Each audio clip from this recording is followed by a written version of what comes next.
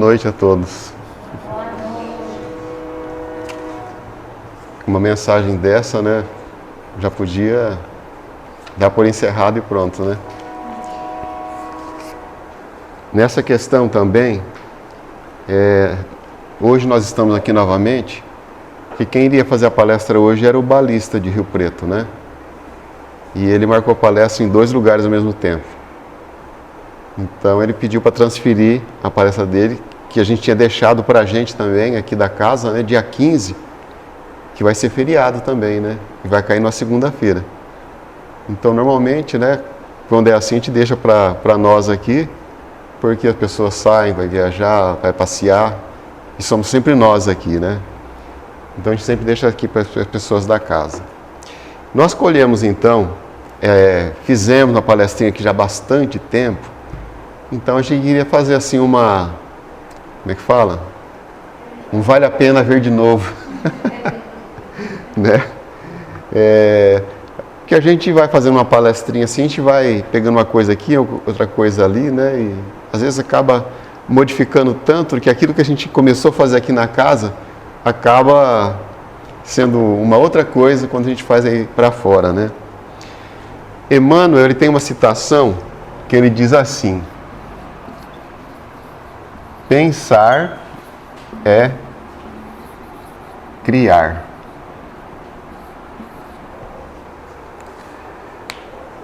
E só nessa frase do Emmanuel já dá para a gente se posicionar e poder entender o que é realmente o pensamento. Porque diante disso a gente vai entender que o pensamento, ele permite a gente a estar modelando a nossa vida, o nosso destino. Está modelando o nosso caráter, nossa personalidade, a modelar os nossos dias da nossa existência. A estar trabalhando para o nosso presente, para o nosso futuro e trabalhamos também no nosso passado. Pensar é criar. E Emmanuel nos fala então, nós somos o que pensamos. Os nutricionistas dizem que o nosso corpo é aquilo que a gente come, né? E os psicólogos também afirmam, né, que a nossa personalidade, nós somos aquilo que pensamos, aquilo que agasalhamos, né, na nossa tela mental do nosso dia a dia, né? E o pensamento, ele é um atributo que é uma conquista nossa, porque há mais ou menos aí, não sei, uns 40 mil anos, o André Luiz, que faz a citação, se não me engano, no livro que nós vamos começar a estudar agora, né, o Libertação, ele faz uma citação lá que há mais ou menos 40 mil anos que nós começamos a desenvolver a fase da razão, do raciocínio, né? Por quê? Porque na esfera do animal, o pensamento ele ocorre, mas de forma fragmentada. E nós desenvolvemos atividade pela necessidade, afirma André Luiz, pela necessidade de comunicação, nós desenvolvemos o pensamento contínuo, né? Então nós não paramos de pensar. Em momento nenhum o nosso pensamento está trabalhando, né? E Emmanuel, trazendo, né, explicações sobre isso, ele vem dizer para nós que o pensamento ele é uma força eletromagnética. Magnetismo e eletricidade. Eletricidade, força dinâmica. E magnetismo, força estática. E nos dá a entender, então, né, nesse parâmetro aí, que a eletricidade sendo uma força dinâmica, e a eletricidade, ela consiste aí em inúmeros aspectos, né, na nossa própria vida.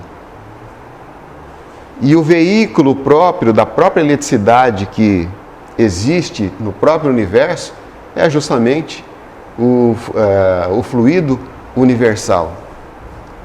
Então, esta força nervosa que nós emitimos e que nós possuímos essa força eletromagnética, ela atinge aí os confins do próprio universo.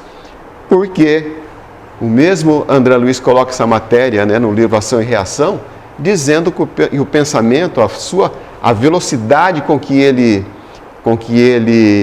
é transmitido, supera a velocidade da luz. Então imaginemos que força que nós conquistamos na era aí da própria evolução, né?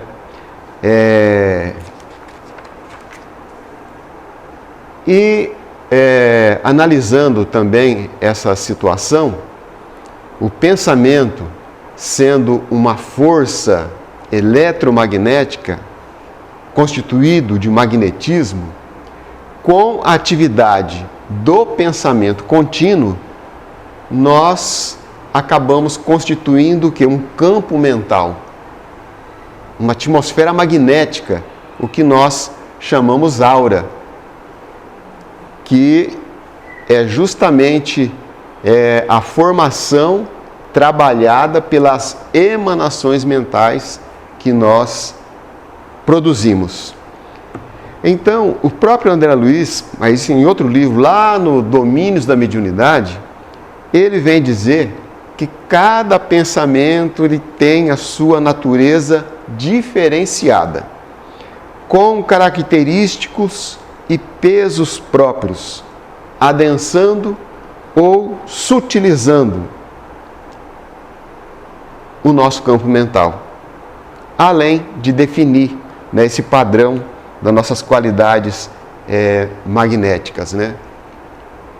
Então, já dá para nós termos uma noção que a qualidade dos nossos pensamentos, então, vai desenhar o nosso próprio campo mental, a nossa própria aura, né?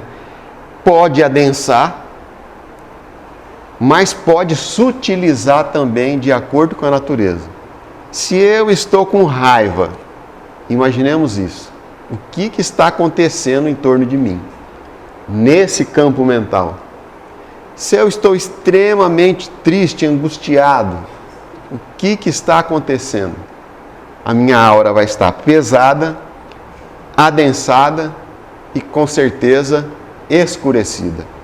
Por quê? Porque a natureza dos pensamentos. Por que nós falamos espíritos de luz?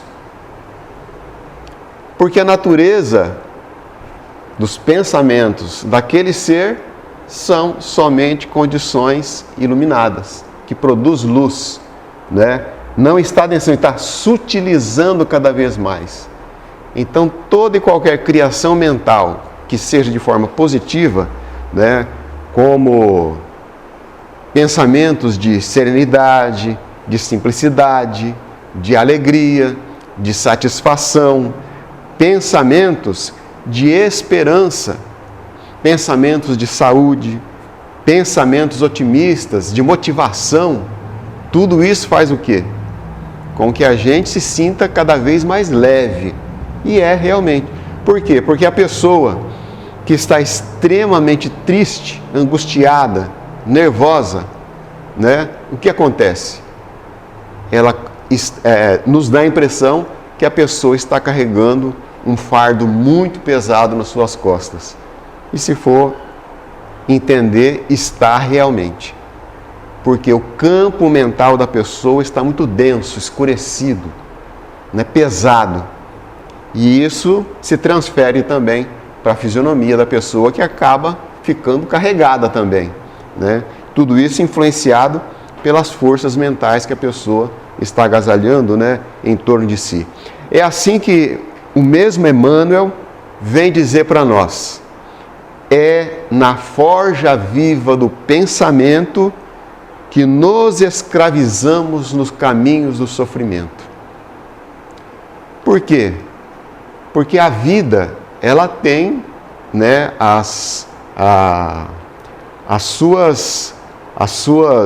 o seu planejamento, né, a sua vida. Então existem coisas, acontecimentos na nossa vida que faz parte já, né, das fatalidades que teremos que estar enfrentando na nossa existência. Disso são coisas que não tem jeito de nós fugirmos, né? E então, de acordo com aquilo que nós pensamos e sentimos dessa situação, se achar que o mundo está desabando na nossa cabeça, se só acontece coisa ruim à nossa volta, por que estão acontecendo essas coisas que a gente não merece, a gente fica assim no estado de sentimento assim, de indignação tão grande, de revolta, que tudo isso acaba trazendo uma série de fatores de prejuízo, né, na nossa própria condição. Por quê? Porque nós não temos ainda a noção de compreender e estar entendendo que tudo isso faz parte do ciclo evolutivo que nós estamos realizando neste planeta, né? Como é que se diz lá o ditado que André Luiz nos fala, né? Resolver um problema, aguarde outro. Não tem jeito, né? Então, resolver um problema, já podemos esperar, porque isso faz parte, é ingrediente da própria existência. E a gente querendo, né, buscar as facilidades da própria vida, passamos a inverter em toda essa situação, né? Então, a natureza dos nossos pensamentos, a forma de encarar a existência, né, de forma sempre otimista e sabendo entender, né, que na vida tudo acontece mediante as necessidades que temos da própria evolução. Nós aprendemos aqui no livro, né, No Mundo Maior, que a nossa mente é como que se fosse um pavimento aí, né, de 3 andares. E que o benfeitor Calderaro lá explica, né, que aqui então é como que se fosse o porão, o subsolo, o porão da nossa existência. O primeiro andar seria o que chamamos de consciente. E o andar de cima, o porão, simbolizando o subconsciente, né? O consciente, né, o primeiro andar. E aqui, o segundo andar, o nosso superconsciente.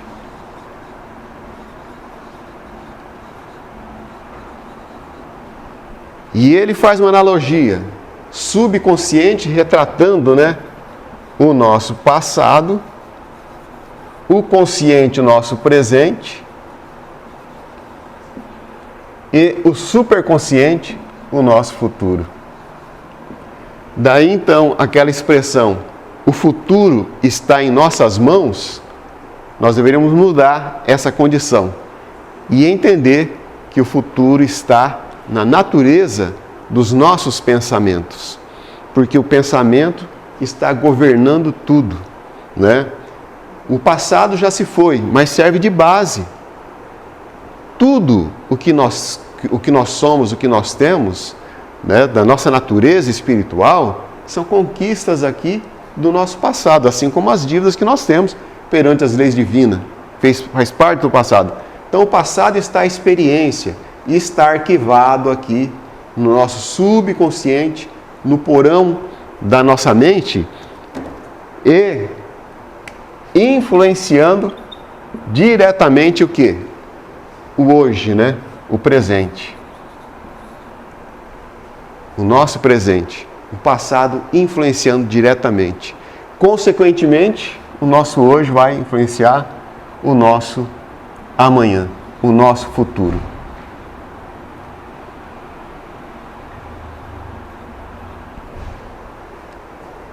E isso tudo está realmente centralizado na forma com que nós pensamos realmente. Assim, Emmanuel, ele tem uma frase que quer dizer muito para a gente nesse aspecto. O futuro não é surpresa atordoante, é consequência dos atos presentes. A dor não é forjada por outrem, é criação do próprio espírito. Então não adianta querer passar a culpa de tudo, né? Transferir a culpa para outras pessoas, né? De forma nenhuma. Existe uma outra citação que diz que os semelhantes se atraem. E em matéria de pensamento, isso realmente acontece. Por quê? Como nós lemos aqui na própria mensagem, né? Olha, não se esqueça que compactas assembleias de companheiros encarnados e desencarnados conhecem a personalidade e seguem a trajetória pelos sinais que você está fazendo.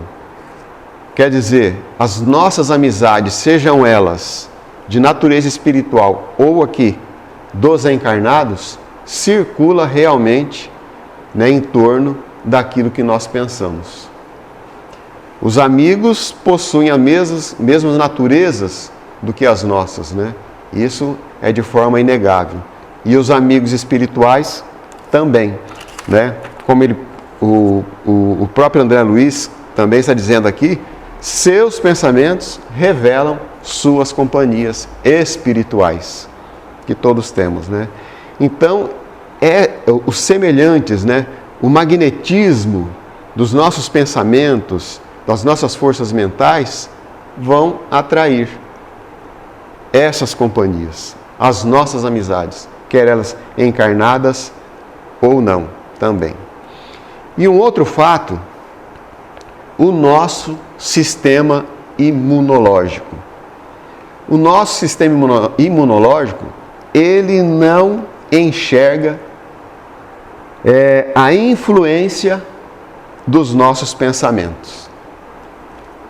Ele pode estar assim,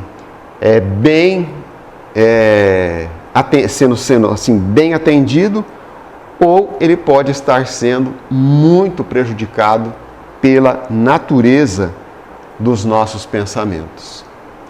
Eu gostaria até de ler aqui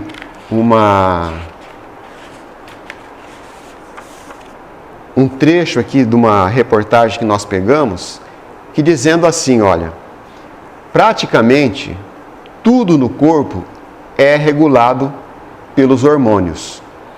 Eles estão entre os mais poderosos agentes biológicos, influenciando, por exemplo, nossa resposta ao estresse. Cardiologistas pensavam que as pessoas mais propensas a sofrer ataques cardíacos fossem apressadas, altamente competitivas e hostis. Recentemente percebeu-se que o problema não é tanto o estilo de vida acelerado ou a ambição compulsiva, mas a hostilidade. As pessoas que respondem sempre irritadiças ou sem paciência no trânsito e em que vive assim, se referindo sempre de forma pejorativa, né, para com a própria vida e os momentos da própria existência, elas secretam 40 vezes mais cortisol das glândulas suprarrenais. O cortisol, então, é um hormônio, né? E é um hormônio produzido pelas suprarrenais, que estão localizadas acima dos rins ali. E o cortisol, ele serve para ajudar o organismo a controlar o estresse e reduzir inflamações, contribuir para o funcionamento do nosso sistema imunológico e manter os níveis de açúcar no sangue constantes, assim como a pressão arterial. Mas o problema é o excesso. O excesso para o organismo, pelas pessoas irritadas, são 5 vezes mais propensas a sofrer doenças e a morrer mais cedo. A secreção de cortisol também afeta a nossa cognição. Literalmente mata as células cerebrais do nosso hipocampo, a região do cérebro responsável pela memória. E por isso que mais e mais pessoas estão perdendo a memória, esquecendo de pôr a chave do carro ou fazendo a lista para lembrar o que tem que fazer. E depois esquecendo onde deixar a própria lista. Pesquisa da Universidade de Michigan demonstra que o declínio da memória entre jovens de 30 a 40 anos hoje em dia é o mesmo em pessoas idosas de 70 a 80. Estamos nos tornando como pacientes que se queixou de seu médico, doutor, estou perdendo a minha memória. E o doutor então pergunta, perdendo a sua memória? Vamos fazer um exercício. Você está aqui esquecendo de buscar o pagamento no banco? Se a pessoa disser não, então não é esse o problema, né? Então, o que acontece? A forma com que a gente encara o nosso dia a dia, às vezes de forma muito estressada, muito corrida, com muita pressa, sim, sabe? É uma forma prejudicial da gente estar acontecendo os nossos dias. É o que diz, a liberação desse hormônio, um hormônio necessário, mas que em excesso prejudica, né?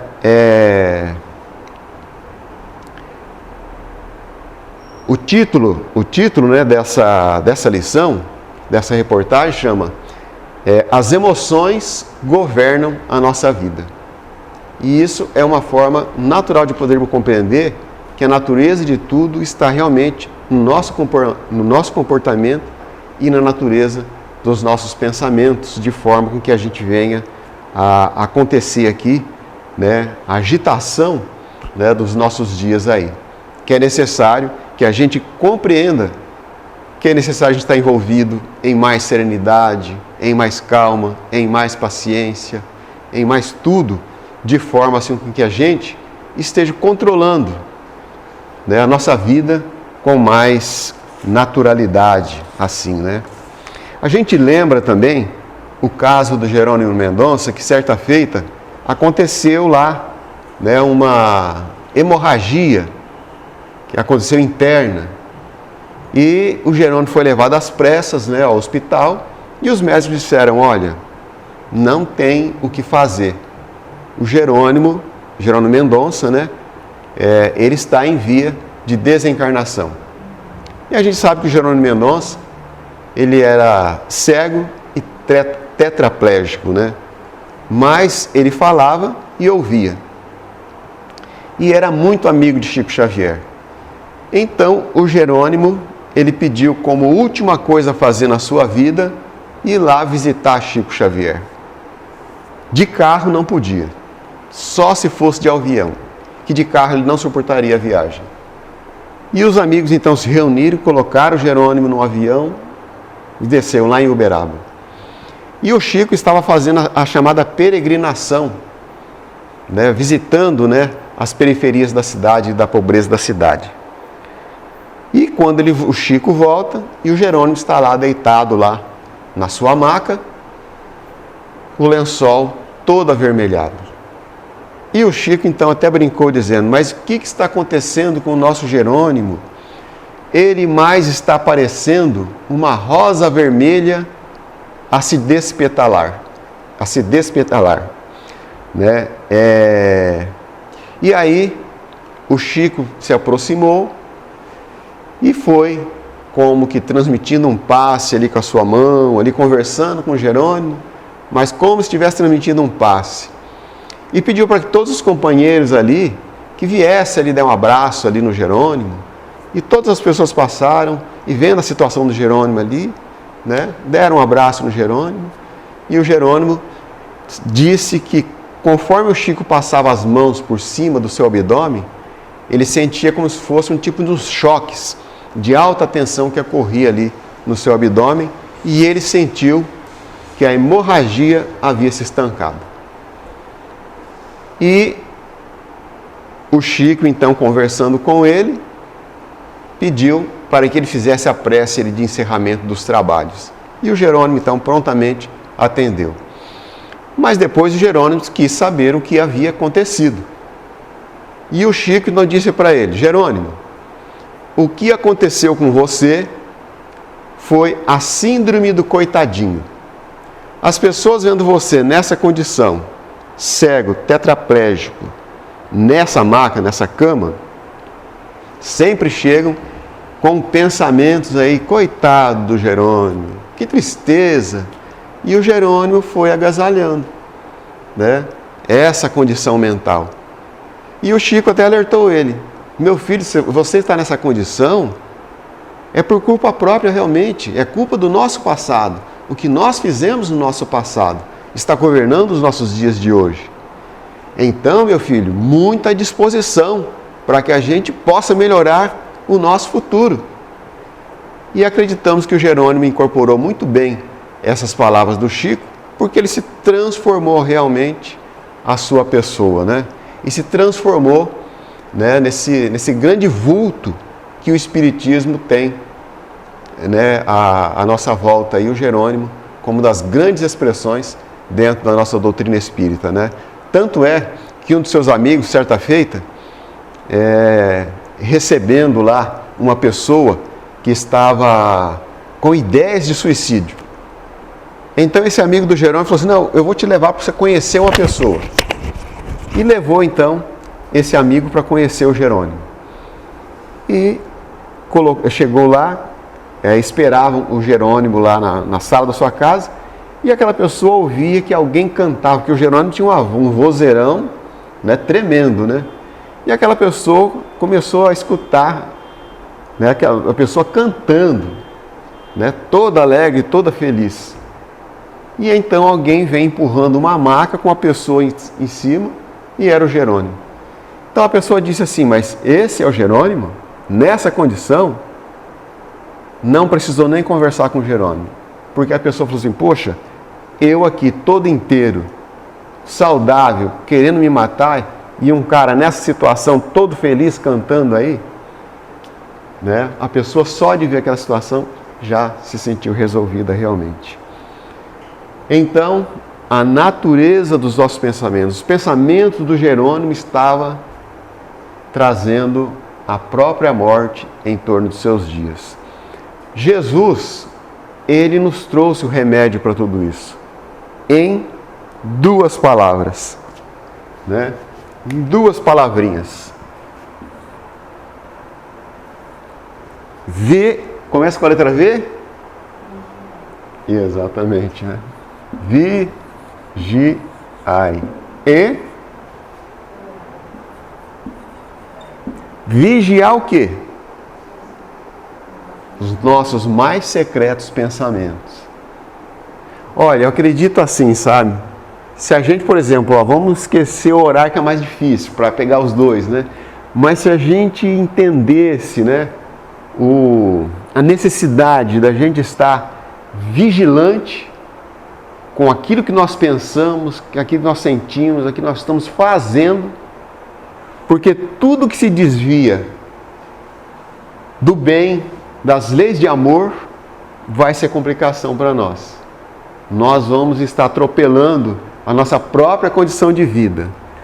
Então, se a gente entendesse somente esse vigiai, já seria um passo muito grande que nós estaríamos dando para a nossa tranquilidade, para a nossa alegria, para a nossa satisfação, né? Para que entender que os caminhos da felicidade mora nesse sistema. Por quê? Porque oração nada mais é do que manter os pensamentos de forma elevada, né? Tanto é que Allan Kardec coloca para nós no Livro dos Espíritos que a melhor prece, a melhor oração é a prática do bem. E Madre Teresa, ela veio completar essa frase, né, dizendo que as mãos que ajudam são mais sagradas que os lábios que oram, né? Então, oração não é aquele fato de se ajoelhar e ficar implorando, né? Mas é um estado de alma nosso, uma intimidade mais com a presença de Deus, de Jesus, dos bons espíritos. Está à volta, né? Conquistar esta simpatia dos bons espíritos através das nossas emanações mentais de forma superior, né? E demonstrar para nós. Emmanuel vem afirmar para nós, lá no livro Fonte Viva, que só existe uma condição para abreviar o flagelo que nós seres humanos estamos envolvidos. Toda a humanidade está envolvida. E Emmanuel vem dizer para nós que tudo isso, além da mensagem do Cristo aqui, que tão importante, né, para todos nós, do fato da vigilância, né, e da oração, mas Emmanuel vem dizer que para nós só existe um caminho, e é o caminho da renovação mental. Renovação mental. E segundo Emmanuel, essa renovação só vai vir pelo estudo e pela disciplina. Então, ó, não tem jeito. Se a gente não procurar estudar, conhecer, se a gente ficar levando a nossa vida só por aquilo que a gente pensa que pelas outras pessoas falam, nós precisamos iluminar então a nossa consciência, né, o nosso comportamento, aprendendo. E disciplina nada mais é do que aplicar aquilo que a gente recebeu como fonte de conhecimento, né? Então, é isso que a doutrina espírita vem trazer para nós, na insistência, né, que tantas pessoas vêm fazendo palestra da reforma íntima, de melhorar a nossa condição, né? Então, esse vai ser sempre o caminho. Estudo e disciplina, comportamento. E entender que essa condição que o Emmanuel nos coloca, pensar é criar, é muito sério na nossa própria vida. É necessário que a gente compreenda e esteja trabalhando sinceramente para melhorar essa nossa condição. Que Deus nos abençoe.